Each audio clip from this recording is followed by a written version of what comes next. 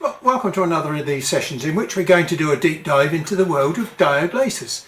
Last time we discovered that the diode laser was basically not very good at damaging materials because materials fall into a range of categories, let's say. At one end of the range we've got what I call wobbly molecules, and at the other end of the range we've got very stiff molecules. Now the wobbly molecules are things like maybe the woods and the plastics. Down at the stiff end of the molecular range we've got the metals. All metals have got a very, very tight crystal structure, and that means that they vibrate at very, very, very high frequencies. Remember, the light we're firing with this laser is even higher frequency than the molecular vibration of metals. So the chances of us damaging metals is pretty close to nil because we're even higher than the resonant frequency of the metals. I need you to use your imagination because A, I'm old, grey, fat and ugly, and I've got no sense of timing. So when it comes to bouncing a ball, I'm absolutely useless. But hey, we can bounce an imaginary ball like this. Bounce, bounce, bounce, and every time it hits my hand, I'm basically responding to the resonant frequency of the ball, and the ball keeps bouncing. But if I go, instead of bounce, bounce, I go bounce, bounce, bounce, bounce, I've moved my hand at twice the frequency that the ball needs. So my wavelength, effectively, is twice as fast as the ball needs to respond to a resonant frequency. So it's possible that some of those waves may be able to add energy to these very stiff materials anyway, metals. So we're going to do a little bit of experimentation with metals to start with a view to maybe not cutting them, but with a view to engraving them or making marks on the surface. So let's go ahead and see what we can do. There are some metals that are absolutely useless, like aluminium. We know that aluminium will not respond at all. It's basically will just reflect. Now, I've used copper mirrors on my CO2 laser because they are extremely efficient, maybe 98% efficient at reflecting CO2 wavelength light. Now, what they're like down at 450 nanometers, I didn't know. So I started to do some research into the spectral absorbance of metals, and there isn't very much information available on that magic Google system. There's a lot of information about reflectance of metals, because remember, I just said to you, I use copper as mirrors on the CO2 machine. For 10,600 nanometers, this copper graph here, look, you can see it's already nearly at 100%. It goes up to about 98%. And reflectance and absorbance are not completely opposite to each other, as we found out when we were looking into the properties of wood. So in this case, copper, it says at 450 nanometers, it's got a reflectance of around about 55%. Now, does that mean to say it's got an absorbance of 45%? No. It just means to say that 55% of it is reflected, and then that 45% that goes into the material, well, it could be absorbed or it could pass right through as though it was transparent. So let's have a look to see if we could find any information about copper absorbance. And I did find one or two citations. Now, it doesn't matter what the scale is because basically here it is down here at 450 nanometers, 0. So whatever that scale is, it basically gives me the idea that we're not going to be able to use copper in any way at all, even though the reflectance maybe gave the impression that it was 45% absorbent. Well, it is, but that 45%, it's not doing any damage at all. But we need to prove that. We've got to be able to decide whether we're going to rely on this data. Yeah, focal distance 21. And we're going to throw all 20 watts at that piece of copper at 2 millimeters a second. That should be enough to damage it, if it's going to damage it. Just put my sunglasses on. It's just drawing a 20 millimeter circle because there's no point in spending a lot of time doing an engraving. We only want to see whether it damages the surface of the metal. Copper has got a relatively low melting point, probably even less than glass, so I think at around about 1100 degrees C. Can I see anything on there? If you look at my finger there, you just might see a hint, just a hint of something on the surface of the circle. In essence, it's done nothing, which is exactly what was predicted. Now, another metal that I'm keen to try is this stuff, stainless steel. Because, hey, we know that we've already marked this because I used this for doing the intensity tests when I was checking what the beam intensity was. So we know that this marks, but when I was doing my research, I could only find the reflectivity or reflectance of the surface of stainless steel. This is AISI 304, which is American Steel Institute specification 304 for stainless steel. This is the general stainless steel. Unless you're doing special chemical work or marine work, you might use 316, which has got higher chromium and nickel content. But this stainless steel is the bog standard day-to-day stuff. Reflectance, about 50%. So what does that mean about the other 50%? The answer to that question, it already aggravates the molecules because we've proved that. So we'll just run the same test that we did on copper. Well, it looks like a black mark, but it's not entirely a black mark. Now, it's the different colours that we saw when we did the beam intensity test that I'm going to try and exploit today, because many people have said, wow, if we can do a matrix test, we can make this machine engrave in colour. So I've got a 5x5 matrix of 5x5mm squares. Now, I'll tell you what we do. We'll do it the way that most people try to do this test. The standard thing is speed and power, which is what we've got there. 2mm a second, 22mm a second. And then we're going to send the power from 50% to 100% maximum. So we can do a quick preview. I don't really want to waste my time doing all this stuff. All I want is the pattern. So we can close that down, and this time, so I don't want to enable the border, and I don't want to enable the text.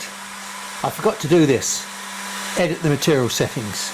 The speed and the power will have no effect because they're now being controlled by this little program here. But the one thing that I haven't done, fill. PWM frequency is set to 20 kilohertz. Probably what your machine is doing. Well, that doesn't look like 2mm a second, does it? They're all looking like exactly the same speed to me. The other thing that I forgot to set was the interval. So let's jump into Lightburn and we'll go to File, Machine Settings. Into my engraving parameters, X start speed 20. That's the problem. I can't run at 5mm a second if my minimum speed is 20. Got to change that to 5. So that's fixed one problem. Just go towards the daylight, because lines 1, 2 and 3 I think we're all done at exactly the same speed, so you won't see a difference there. But hey, look, there's a bit of a hint of blue up here. Those three blues are all exactly the same, and then we go from a light blue to a middle blue to maybe a dark blue. Wow, we're getting some colour. Then we've got some brown, then we've got some black. Or have we? Hang on, they're black. No, they're not. They're silver. Oh, no, they're brown. No, they're black. Well, we talked about this in a previous session, but I'll go through it again for those people that haven't watched the previous sessions. First of all, we'll put the circle that I burnt underneath the microscope. Let's just up the magnification a little bit. Those are perfect stainless steel weld marks. So that must be molten metal in the middle there for those marks to be made. And then round the outside of that molten metal, we've got a very black zone. And then we've got a brown zone. And then we've got a blue zone. And then another brown zone going out to a very fine brown zone. For those of you that haven't been involved with hands-on engineering, these colours here are things called tempering colours. And they're used when you want to, for instance, if you make a knife out of a medium carbon steel, you harden it, make it very brittle and hard, but you can't use it because it would almost break in your hands. So you have to change the metal structure by softening it very slightly with different temperatures, by polishing the material and then very carefully and gently teasing it through some heat until you get one of these colours. Look, we've got light straw here, then we go to dark straw, and then we go to a sort of a mauvey colour, then we go to a blue, and as we go from here to here, the temperature gradient is going up quite considerably. So these colours represent the temperature of the steel. And then we go into the melt zone, where we've gone way above the melting point of stainless steel. I don't know what it is, about 1400 degrees C. So this must be in excess of 1500, say 1450 to 1500 degrees C, to produce this nice welding melt. I mean, you can see the traverse of the beam as it goes along. It's leaving little circular marks behind, just like welding. These colours here are all to do with the temperature that exists on the surface of the steel. And those colours come about because of oxygen in the air. Now, the oxygen in the air will actually form an oxide layer with the steel. At a lowish temperature, we get just a faint yellow oxide that's formed. Now, the oxide is not yellow. The oxide is actually completely transparent. As the thermal gradient goes up, i.e. the temperature increases as we get towards this melting point here, what happens is the oxide layer gets thicker and thicker and thicker. Now, if I've got a pint of beer in my hand and it looks a lovely yellowy colour, you are seeing reflection of white light going into the beer, and the beer accepting all the colours of the rainbow except the ones that return to your eye, which is a yellow. Everything is illuminated by white light, but what you actually see is the residue or reflection of the white light that's left after it's been absorbed by the pigment or whatever it is it hits. Now, that's the way we normally see colour, because of reflection off of some sort of pigment or surface which is absorbing the light. Now, in this case, these colours are not real, but I can see them. Yes, but they're not pigment colours. They're a special type of colour which exists under only special circumstances. Let me try and explain. You've already seen that I can make those colours change dramatically depending on how the light hits those colours. Now, the colours that you're seeing are not real. By that I mean to say they're caused by a scientific phenomenon called thin film interference. Unfortunately, I can't just explain what thin film interference is. We've got to go back to the basics, especially for the people that have just jumped into this session and have not looked at any of the previous sessions where I've discussed this subject before. So please excuse me for going over it again, because it is a very necessary part of understanding where this colour comes from. Here we've got a picture of something called the electromagnetic spectrum. Now, this is the world that you live in. Radio waves, microwaves, infrared, ultraviolet, x-rays, gamma rays, they're all around you all the time because they are waves of energy that are in the air. Our radios, televisions, mobile phones, these devices that we rely on every day convert these very long wavelengths down to something that we can see and perceive. The only thing in this plethora of waves that we can detect is light. With our eyes. Our eyes are tuned and sensitive to this particular section of the magnetic spectrum, and so we can see all these colours here, which happen to be the colours of the rainbow. In the rainbow, is there any black? Is there any white? How come we see black and white? Well, because they're not real colours, they're imaginary colours that our brain creates. Now look, I've gone into Photoshop here. The three main elements of the rainbow are red, green and blue. Without having all the colours of the rainbow available to us, we can take these three main colours and we can produce virtually every colour in the rainbow plus some, because the plus sum is black and white. There's no grey in the rainbow, but our eye or our brain can somehow interpret light waves into these imaginary non-existent colours. So in this monitor we create the real colours of the rainbow plus some more with these three colours here, R, G, B, red, green and blue. And if we put values to these numbers, the maximum value we can have for red, green or blue is 255. So here we've got maximum green, maximum red, maximum blue. And what colour have we got? White. Now, if I go to the other extreme and I make these colours down to 0, look what colour I've produced.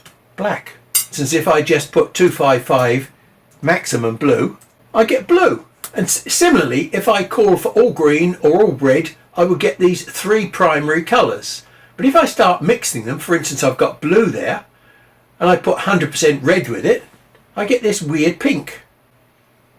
So by mixing the various wavelengths of light, I can get different colours. Now if you try and do this with paint, red, green and blue, you just get a horrible, messy, brown, black colour. So what works with pigments doesn't work with light rays themselves.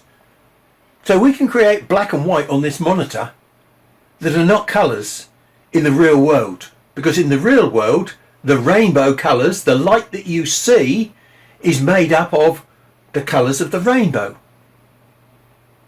It's only when you add all those colours together that you see white. If there are none of those colours existing, you see black. Colour theory is quite an interesting subject, but the point that I want to make here is we've got different wavelengths for every colour, and they are all individual waves. So what I want to now show you is what happens when you start mixing these waves together. This happens to be an audio rather than light wave, but the principles that I'm going to show you here exist for light waves as well. I'm changing the blue frequency, and as I change the blue frequency, the net result appears on that bottom line there. When I line those frequencies up exactly, the volume is twice as loud effectively. When I change the light wave frequency just very slightly, I want you to look at one specific set of coincidences, which is maybe here and here.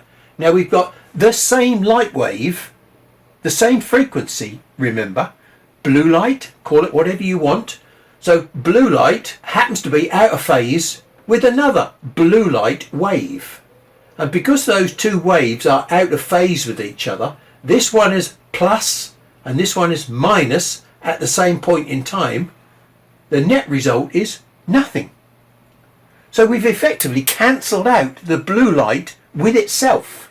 But on the other hand, we've got a blue wave and a blue wave acting together, and they produce this wave here, a full blue here, or no blue, depending on whether the waves are additive or subtractive. So when all the colours of the rainbow are present, you see white. And when some of those colours are missing, you see a different colour. That's the principle involved behind thin film interference. Now, without encountering the name thin film interference before, I'm sure you've seen it. Soap bubbles, oil film on the top of puddles, and you'll recognise a lot of these colours from what you've just seen on the stainless steel. So what actually is thin film interference? So this is our oxide film thickness here, which varies with temperature, remember.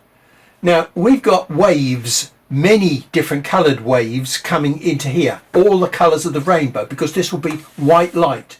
Now I'm not going to talk about all the colours of the rainbow. Let's just take one specific frequency, call it blue because that's just what this happens to be. So a blue wave comes in like this, and it hits this top surface of the film and reflects off. Now one of the rules of reflection is that as it's reflected, it gets inverted. So we get plus minus coming in, and we get minus plus coming out. Upside down effectively from what it was when it went in. Some of that wave is passing through this transparent film. So its wave phase remains exactly the same, but it gets diverted into a different path through refraction. When it hits the bottom surface of the film, the reflected principle of inversion doesn't happen. Depending on the thickness of this film and how long it takes to travel from here to here, we cannot guarantee that this film will make sure that these waves that come out of the film are exactly in phase with the waves that went in. Now, if they are in phase with the waves that went in, a blue wave will come out as a blue wave. And if they happen to be out of phase like they are here, then we will get this cancellation effect. So the positive and the negative are additive, and what we get is something else which is not blue. Now, depending on the amount of positive and negative, we may get some proportion of blue. But whatever it is, it's not the same as went in. And what comes out is dependent upon the thickness of the film. So when you start adding all these different colours together, the white light that's going in many different wavelengths, and they start messing around inside here and changing their phases and becoming additive and subtractive, what you get out is entirely dependent upon the thickness of the film. So it's an amazing piece of science that allows us to determine the surface temperature that the steel has been exposed to just by its colour. What we see out here depends what we put in. So if we put normal daylight in, we will see one set of colours. If we use LED lights, we will see a different set of colours. If we use, for instance, ordinary incandescent lamp light, we will see a different set of colours. And also the angle at which we view and the angle at which the light goes in. All of these factors will affect the way in which we see the interference pattern that comes out of the film. That's why I can just change the direction of light incident on the surface and it completely changes the colour. I'm going to keep the speed parameters exactly the same, power the same. Look, we had 0.05 for our line spacing. I'm now going to change it to 0.1. Okay, so now that's definitely running at 5 millimeters a second. So we fixed that problem. Now, don't get too excited because, yeah, we've got a bit of a range of colours there now. We've got silver down there where we've just ablated the surface. And then we've got sort of a bit of a dark mauve there that goes up through brown. We've got like an olive colour there. We've got some blues there. We've got a definite black there. And we've got some really other sort of strange colours there. But hang on, as I tried to point out to you, you're only seeing those because the light is being reflected to the camera. If I change the light, those colours aren't there anymore. You see what those colours are. Beside it, I'll do another set of colours with a 0.15 spacing. You're going to say, but yes, I know that power and speed are the things that get these colours. No. I'm going to leave the power and speed exactly the same, and what we're going to do is going to change the line interval.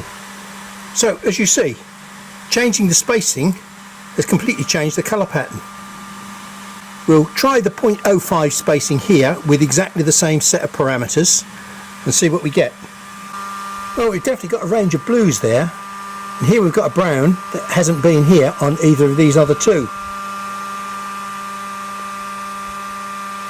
So we're going from brown through to mauve, through to a blue, and then we've got all these, oh, that's a lovely black there, isn't it? Then we've got these sort of like pastel-y brown, olive, grubby colours until we turn them into a light and a different shade, and all of a sudden they're not there. The only one that appears to be there is black. It's pretty insensitive to light change, but then again, that's what black is. It's sucking in all the light, so that's not reflecting any light at all. So we go and look at these under the microscope now, because each one of these has been done at exactly the same speed and power, but we've got a colour change because of line spacing. Line spacing is not something that people normally fiddle with. They just play with the power and the speed. But line spacing is a very, very important part of trying to find these colours. You thought we created a nice darkish blue. We've got the centre of the beam, then we've got a zone around the outside which is black, and then we've got a blue around here. Now remember, they're all different film thicknesses which are creating different colours. I mean, it isn't really blue at all, is it? I mean, the majority of the colour that you perceive with your eye is pink or silver, because the background is silver. So remember, your eye is very good at mixing and averaging out what it sees. Let's go down to our next shade of blue. Well, that looks even more intense pink. Now, I'm pretty sure that those wobbly lines that you're seeing on there are not really wobbly lines at all. They're actually pulses of power from the PWM system. The first line of the pattern, very pale straw, through to dark brown, and then to blue and whitish. Okay, but what's happening is once we get started, so you've got that same heat zone there, but it's being overwritten by another one of these heat zones from this beam. And so what we've got here is an additive effect of some of these. Okay, let's take a look at one of the silver ones.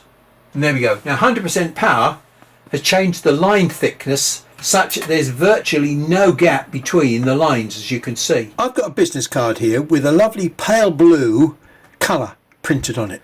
This is a high quality business card. You see that as blue in the same way that you saw my pattern as blue. Let's just have a quick look at that under the microscope and see what the printer has done to fool your eye. Well, there we are. That's all the colours that he's put on that card. Let's just change the magnification a little bit.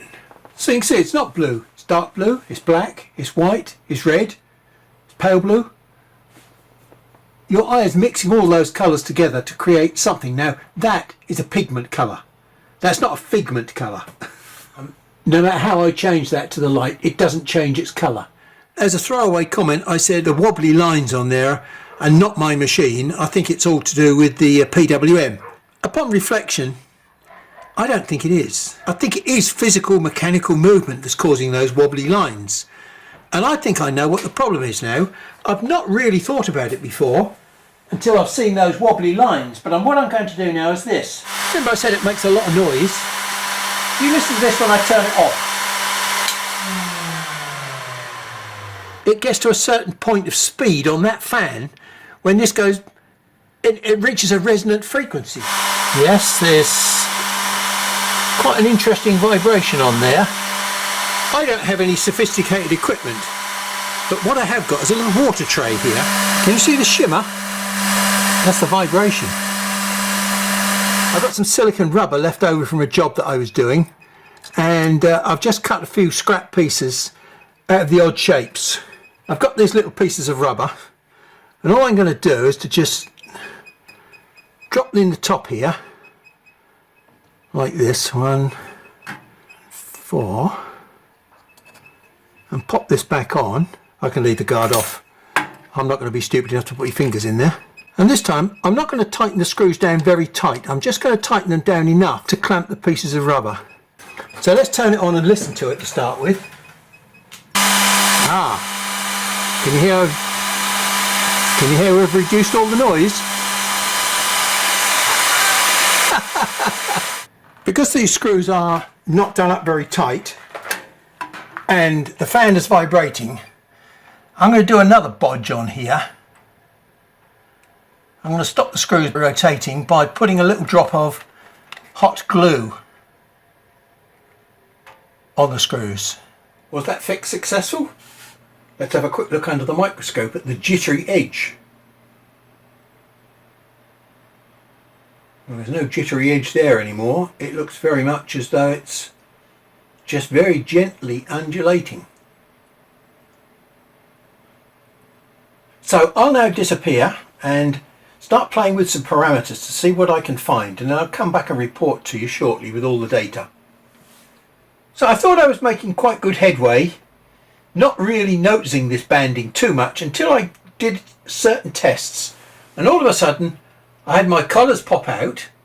They don't really show very well in this picture. The thing that does show in this picture is the banding. I'd already done quite a few swatches before that, and I'd seen hints of this as I was gradually changing the power and particularly as I was changing the line spacing. But I hadn't seen anything as bad as this until I get to 10 microns. Although we've got some colour on here, as you can see, this is totally unsatisfactory. What on earth can be going on here? The first thing you see is, if you look carefully, you see there's only 3 bars on this one. 3 bars, 3 bars, 3. And of course, remember, I'm doing scanning backwards and forwards.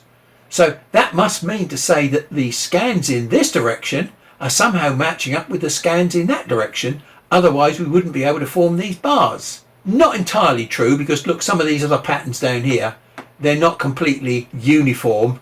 And some of these bars are thicker than other bars. But hey, let's assume for a minute that this has something to do with the belt, causing variation in the speed.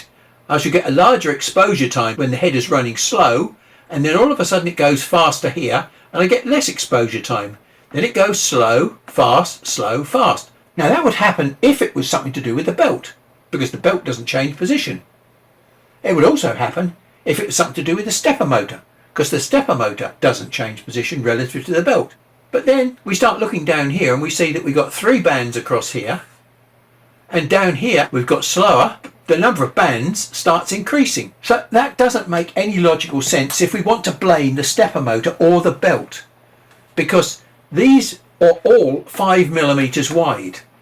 And if 5mm wide gives me 3 belt interference bands, then 5mm wide, regardless of speed, it would still give me 3 belt interference band. And the same applies to the stepper motor. So I can't blame the stepper motor. I can't blame the belt. Does that mean to say it's the PWM? When I do the calculation for distance and speed, I find that these bars are happening at 35 hertz, 35 cycles a second. The PWM is sitting at something like about maybe 5,000. So this has nothing to do with PWM. So everywhere I look, there seems to be no logical reason, mechanical logical reason, or even electronic logical reason why I would produce these bands. This head is not brand new. I received it from Clours for free because it had been part of their test program when they decided to sell these diode laser heads. So this was a well-used head before I even got it. But hey, I can't use that as an excuse. What I've now got to do is find out what the hell is going on. The only conclusion that I could come to was that within the PWM, when the power is on, the power is not on uniformly the whole time. So if you turn your light on at the main switch on the wall, you don't expect it to flicker. It's on or it's off. So how on earth do I go about proving that there's a problem with the power output of the diode head? First of all, I took the precaution of changing the 24-volt power supply just in case the power supply was not sending enough power down to the diode laser head itself. So I changed that from a 24-volt 2.5 amp power supply to a 24-volt 4 amp power supply, and it made no difference at all. So I spent quite a bit of time working through these issues and trying to logically sort out in my own mind why it wasn't this or wasn't that. And to be honest, I had to go to sleep on it. And when I woke up the next morning, I've got a microscope and I've already been checking these colours. But when I check these colours here with my microscope, I can't see what the problem is. Look, let me show you what these colours look like under the microscope. That one. Let's go for that orange bars. So there we go. We've got the edge of the beam, which is sort of a let's call it a whitish colour, and then we've got this really, well, I suppose we've got our first orange stripe. Then we've got our light orange stripe, and then we've got our dark orange stripe, and then a light orange stripe and a dark orange stripe and the edge of the material. So there we go, 1, 2, 3 stripes. Because if I'm suspicious that it's the power in the beam, I need to look at a single beam track. It's got this black bit in the middle which indicates that we've gone quite high intensity just there, enough to damage that material more than here. And you can see this one here is generally thinner than that one there. Okay, but let's start moving across the beam and we'll try and compare these two beams. First of all, look how much thicker this beam has become, and look what's happened to the core.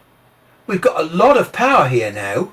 We've got a power pulse, and look what size the beam has taken on. It's taken on a much bigger size. And then this one gets small. This one hasn't really changed much at all. And then this one's got bigger again. This one still hasn't changed much. It has gone a little bit now. Look, it's gone a little bit more intense, but it's not in synchronization completely with this one. This one has still got some power in it along the black center line, and now all of a sudden it drops to almost nothing. And they both dropped to nothing at almost the same time. Now, very conveniently, it looks as though this one has now come to life roughly. This one hasn't fully come to life, but it's certainly got a bit more power in it because the beam is wider. But look at the width of that beam in comparison to what it was just a few parts of a millimetre earlier. So look at the difference in size of that to this bit here. And there it goes, look, up again.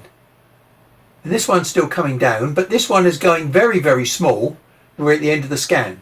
What information allows me to interpret that burn track as being down to power variation? I'm afraid you're going to have to suffer one of my dodgy diagrams now. Let's assume this is the material. We'll put my air assist nozzle up here, which is where the laser beam is going to come out of. And you're going to say to me, But hang on, you've put the focal point down inside the material. I shall need you to suspend reality for a moment and assume that we've left this laser beam on for, say, 10 seconds. Your material will have a groove in it that looks like that. Even if I have the beam switched on at 100% PWM, i.e. it's on continuously and it doesn't pulse and switch on and off, the depth of that cut depends upon the exposure time, the amount of time that I'm allowing that beam to sit in one place. What's that shape going to look like if I allow it to sit in there for, say, 1 second? Maybe that. Because that is as much as it's going to burn in 1 second. And if I allowed it to burn 2 seconds, that may be. And eventually we get to 10 seconds and my cut will look like that. So the point I'm really making there is the width of the cut here that you see is dependent upon the exposure time of the beam to the material. Now, that's the simple explanation which explains why the beam gets wider. But if the intensity in that beam drops off, then these exposure time pictures will not be true. Because for a very small exposure time, I will only get a little bit of a burn like that. But if it comes up to 100% power properly, then I will get a beam that could do that amount of damage. There are two things that can cause change in the width of the burn. One of them is exposure time for 100% power. The other one is constant exposure time but varying power. What you've been looking at on the screen is constant speed. We've been running at constant speed, say 50 millimeters a second, and power 100%. So if the power is at 100% and the speed is 50, we've got a constant exposure time to the same power. So we would expect our beam to width to always be that. But if it drops to that, the only reason it can drop to that is because the power or the intensity in the beam has changed. But I hope that that makes sense to you. There's a huge amount of information that's locked into this picture. The PWM circuit is in the laser head itself. The only thing that the controller does is to turn the PWM signal on or off. It doesn't interfere with the PWM signal once it's turned on. The only thing that happens when the PWM goes on, and if it's 100% duty cycle, the beam is on continuously. And if the beam is on continuously, it should be delivering steady 20 watts of power. You can see this beam is not doing that. So I have a problem. Hang on, this problem has been great because it's allowed me to explain something that I have actually seen on quite a lot of other videos. I've been looking around various other diode lasers that have been trying to do colour engraving. This is a swatch from an X-Tool D1, 20 watts. Look at the oranges, bars. Look at these colours here. Why are they only blue in the middle and brown at the edge? Look at this one, brown on the edge and blue in the middle. I mean, you know, these are indications that we've got a different power at each one of these positions. And then we've got our lines here again.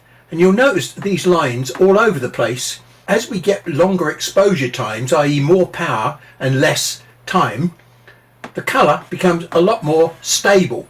But it's only when we get to these mid-range exposure times and the low exposure times that we start seeing these sorts of tiger stripes coming in. Here we've got a Creality 20 watt laser. And again, look at all these multicoloured stripes in here with 2 or 3 or 4 bands on them. One other thing that's interesting to notice is the wobbly lines. Maybe these are coming from exactly the same source as my laser, just branded differently. Here are our orange tiger stripes again, here, browns, all these browns have all got stripes on them. I mean, again, we've got this banding here where we've got one, we've got two blues there, and then down here, look, we've got these multicolour bands. Nobody seems to notice those. They just generally close their eyes and just look at these on average and say, oh, that's a nice orange. I mean, we've even got them over here on these browns. This is another Creality Falcon. I mean, look, we've got orange tiger stripes here and here and here. They're a bit more difficult to see here because there's such a short, small swatch that is used on this. But I mean, the interesting thing is if we take a look up here, should be a straight line. But look what's happened. Somehow the power has disappeared up here and we've only got a very short bit in the middle. So we have not got constant power on these laser heads. Then we've got this great example here where we've got some dark colours. But even though we've got dark colours with long exposure times, if we take a look here, we've got a stripe. We've got another stripe here, another stripe here, another one there. So, you know, the dark colours are not immune to this problem either.